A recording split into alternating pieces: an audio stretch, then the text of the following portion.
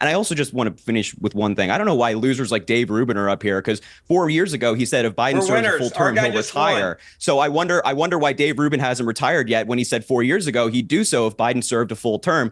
So go along, David, and hush. Gen Z Democrat, TikTok sensation, and friend of the show, Harry Sisson, appeared on the most recent episode of Piers Morgan Uncensored, where he sparred with and humiliated Dave Rubin, Ted Cruz's sidekick, and Piers Morgan himself, and we have to talk about it. But before we do, if you end up liking this video and you want to support the channel, please be sure to hit the like, subscribe, and alert bells before you go. All right, friends, I definitely encourage you to watch the full episode here because it's wildly entertaining. It's about 57 minutes long. You can check it out on Piers Morgan's channel. But I want to play you some clips, otherwise we'd probably be here for 2 hours, okay? Harry Sisson is an excellent debater. He is a TikTok sensation. He is an activist and an advocate for the Democratic Party. And he's been on Piers Morgan's show multiple times alongside, people like friend of the show, Luke Beasley.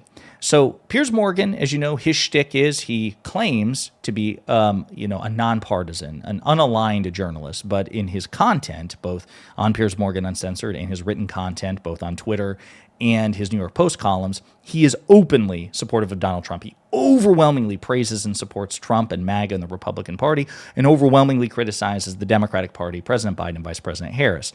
That's his shtick.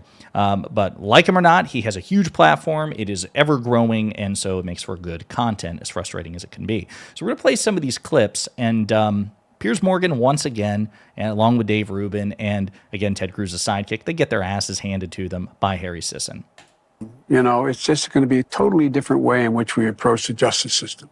Harry, here's your chance to redeem yourself by just conceding that when Joe Biden said that, he was telling an absolute blatant lie, because he's now done preemptive pardons for just about anybody he can think of. Do you accept that your main weapon against Trump has always been his alleged lack of veracity, as you put it? So again, this is what I'm talking about. Notice even in the framing how cowardly Piers Morgan is. Piers Morgan will accuse Joe Biden of lying explicitly, hard stop, unambiguous. Joe Biden lied. But when it comes to Donald Trump, who is a prolific liar, a liar par excellence, a guy who's documented lies and falsehoods outnumber Joe Biden's as well as any other elected Democrats, he says alleged lack of veracity according to you. He has to couch it and add qualifiers and caveats because he grades Donald Trump on a curve.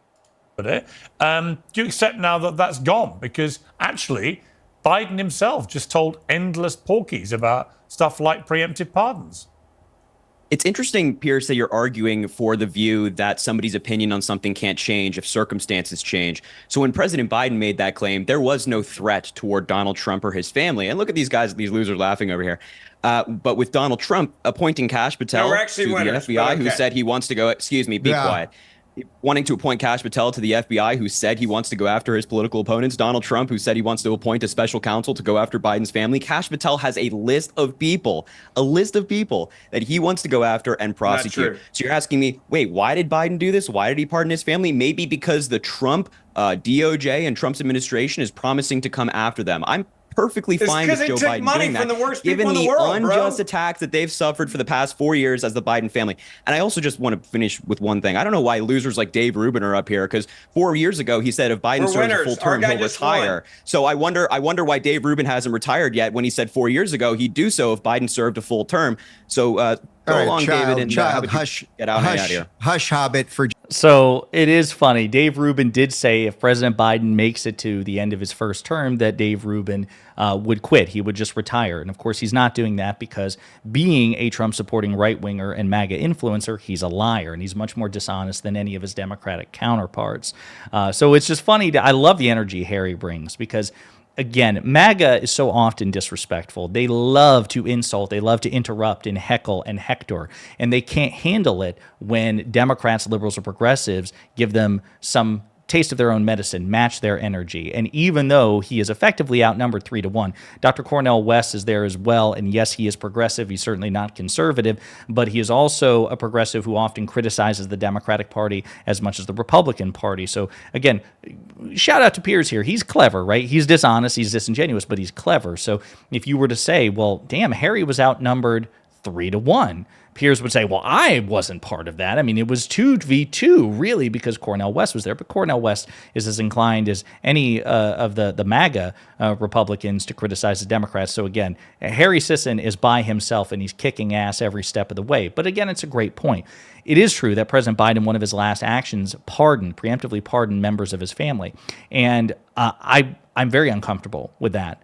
Do I condemn it? No, because of the very reason that Harry Sisson provides. I think it's one of those morally gray situations. I think that as a general practice, you shouldn't be pardoning family members and friends. But to Sisson's point, Donald Trump has repeatedly, explicitly promised to go after Joe Biden and his family, even appointing special prosecutors to do so. So it's a very important point to make.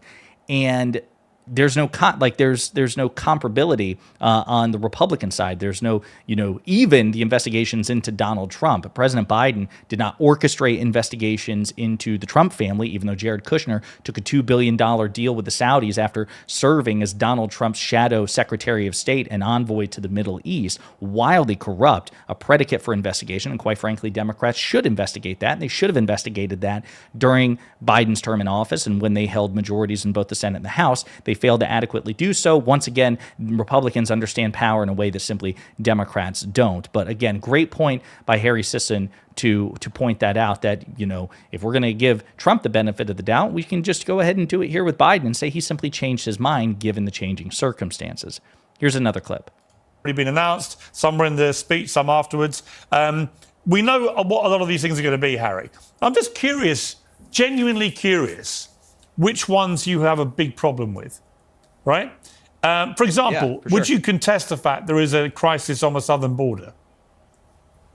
No, I definitely think that there's a problem at the border, but it's just interesting that Donald Trump is declaring a national emergency on this, given the fact that the numbers right now at the border are similar or even lower than they were under Donald Trump's Well, the reason he's done that so is because nearly 10 million... Well, hang on, Harry, the reason is that nearly 10 million illegal immigrants got into America on the southern border in the last 4 years. That's an emergency. No. Actually, that's not true. The majority of people who have come in recent years have come in through asylum, meaning that they are legal. This guy, you can keep saying yes, it is all you want. You just don't know what you're talking about. The majority of people who have come in through asylum, meaning that they're legal immigrants. So how many illegal immigrants came in? System? Can you just special numbers that you find in some special place? Can you just be quiet?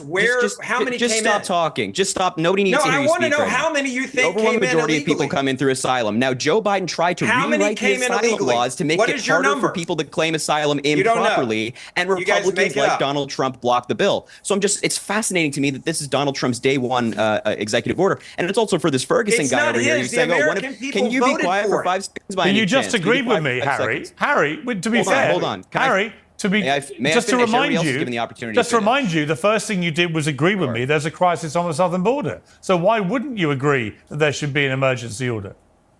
Well, I'm just curious as to where the emergency is. I think there's a crisis of the law. The law is lacking. I would like to see Donald Trump actually try to rewrite the asylum laws. So you think there's a crisis, but you shouldn't do anything about it. All right. Well, see, again, that's what's so funny. Again, Piers, not an impartial moderator at all, has to make it a 3v1. It's very much almost like a Jessica Tarlov dynamic on the 5. So Tarlov is smarter than her 4 MAGA counterparts. She's better versed on the facts, but she's outnumbered. They constantly heckle and interrupt. They have to gang up on her because 1 versus 1, and quite frankly, even 4v1, there's simply no match for her. Piers Morgan has to intervene incessantly on behalf of MAGA in almost all of these panels. But again, Harry Sisson makes an incredible point, which is Donald Trump had an opportunity to address the issue at the southern border. He actually failed. As a matter of fact, he is correct that the number of contacts at the southern border right now have been lower under President Biden, and this is what Donald Trump inherited, compared to when Trump was last in office. The rates and contacts are lower now than they were under Trump at the end of his first term. That's a fact, number one. Number two, again, the issue, if you're uncomfortable with the amount of people crossing the border, is with asylum laws. And right now our current laws permit people to claim asylum, which is why when Donald Trump tried to interfere with that by way of executive order in his first term, he was struck down by so many federal courts because they said, Mr. President, your executive order is violating the law, and executive orders can't violate the law. They are the weakest. You have constitutional amendments, you have federal statute, you have Supreme Court rulings, and executive orders have the full force of law, but they are the weakest they are the most vulnerable because it's effectively the president, writing things by fiat. So the solution is Congress passing legislation to change asylum laws and that be signed into law by the sitting president. President Biden attempted to do that, but Donald Trump torpedoed that effort in order to have a wedge issue to campaign on. So clearly he doesn't believe it's an emergency. He believes it's a cynical situation to exploit politically. So the moral high ground is something that the Republicans ceded on this issue a long time ago. And again, I love the fact that Harry Sisson doesn't give these losers an inch. Here's another clip. Yeah, I mean, Harry, I want to talk to you specifically about TikTok because your biggest following is on TikTok. So until the weekend, you must have been sweating away because your whole power base on that platform was about to disappear. And then the Lone Ranger arrives to save the day, Donald Trump. Do you want to take this opportunity to thank President Trump for so far saving TikTok for you, therefore personally enriching you? Yeah, so I've said previously that if Donald Trump or anybody, any politician, saves TikTok and prevents it from a ban, I'll give them credit that they deserve. But I also think it's important to point out. Yeah, I mean, I'm not absolved of that. So do you want to say thank you, Donald, at this stage, or no? Oh no, I wouldn't never thank a sexual abuser for anything. I don't think. All right, but I do want to point out that when you say you give him credit, what do you mean? What credit would you give him? Hold on. Let me just give some context here, though. I do want to point out that Donald Trump did sign an executive order when he was president the first time to ban TikTok. So the reason that this conversation started was because of Donald Trump in 2022 and 2023. People like Charlie Kirk, and I'm sure maybe these folks over here that I don't know for sure, were advocating for the banning of TikTok. And now when Donald Trump gets some money from people who have stake in it and he sees an opportunity to become more popular with Gen Z, then he flips his position. It's not what happened. Flip-flopper. So am I thankful that Donald Trump flipped Harry, his position? Harry, no problem. And I also want to point out that Joe Biden... tacitly admitting that TikTok is Chinese spyware? Are you admitting that it's owned by the Chinese government and that it's spying on Americans? I don't know how you could have gotten that from me saying that Donald Trump wanted to ban TikTok, but of course you draw conclusions that aren't there. You'd fail the LSAT in a second, Dave Rubin. Anyway, I also want to point out that Joe Piers, Biden laid the foundation honestly. Piers. Again, pure cancel culture. Dave can't handle it at all, even though he has two sidekicks helping him out, that he wants Piers Morgan to stop having Harry Sisson on. What about that free speech, Dave Rubin? What about an atmosphere of free expression, free speech? You want Piers Morgan to deplatform Harry Sisson because Harry Sisson's smarter than you, will always crush you in a debate because you're dumber and you're morally inferior. You're certainly wrong on the facts. And you just can't handle it. And you have backup, and that makes it all the more pathetic. I love Harry Sisson's energy. We'll continue.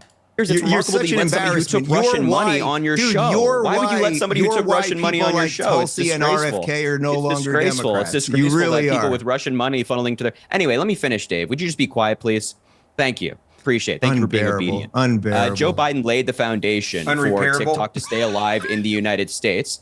He said that they won't enforce the law, that they're going to let the enforcement go to Donald Trump and his administration. So that laid the foundation. Is TikTok Chinese we are only here spyware? Because... do you have evidence to suggest that it is, Dave? Yes, a hell of a lot of it. Yes. Oh, please. Yes. Lay it on. Yeah. Lay it on. I know you make money from them, but hell yes. Lay it on us, guys. Why they won't let you have it on Lay it on government us, phones. guys. Lay it on us, guys. Yeah. What's the evidence? Okay, What's let's the go evidence through it. that's been made Let's go by through the it. government? Harry, Answer your is question. Chinese I'm gonna TikTok answer your different than question. American TikTok? Yes or no? Yeah, yes, it is. Oh, So I'm still waiting for all this think that evidence. is? I'm still waiting for all this evidence that you guys says is so present. And by the way, if it is Okay, I'll give it to you. I'll give it to you. Listen carefully. Hold on, Listen gentlemen. carefully. Wait, Listen Ferguson. Let me carefully. finish this Listen really quickly. carefully. Ferguson, let me finish Listen this really carefully. quickly. No, you I'll let you speak. I'll let you speak. You asked Ferguson, the question. let me finish. I'm gonna Let me finish, and then I'll let you answer the speak. question you asked. Ferguson, I'm done. Let me finish, and then I'll let you speak. If you guys are arguing that it's Chinese spyware, are you saying that Donald Trump is currently arguing for a spyware a mobile device? No, because this is Yes, exactly. That's precisely what he's doing by failing to enforce the law. By their own logic, if TikTok is Chinese spyware, Donald Trump's decision not to enforce the ban is allowing the proliferation of Chinese spyware. And he was the one who originally created the executive order against it. Again, Harry Sisson is so right on the timeline. It was Donald Trump who broached the topic of banning TikTok. Now, Dave Rubin and Ben Ferguson and Piers Morgan don't want to own that. They also don't want to own the fact that Donald Trump has he's admitted it publicly, that he's flipped on the position because TikTok was so valuable to him in terms of the electorate and in terms of the campaign. That's the explicit reason. Anyone who tells you otherwise is a liar, because we have the receipts. So it's just so funny that, again, even outnumbered 3-1, a sufficiently prepared Democrat is just better at this and will always win over 2 to 3 MAGA Republicans, because the facts almost always favor us. And unfortunately, there's just apparently a moral rot at the heart of this, where they indulge this hypocrisy. They try to grade Donald Trump on a curve. And when you have somebody who's prepared to do that, prepared to address the hypocrisy and the deceit that it takes to back Donald Trump up, to support Donald Trump, they're just no match. So great performance by Harry Sisson per usual. And in the meantime, let me know what you think in the comments.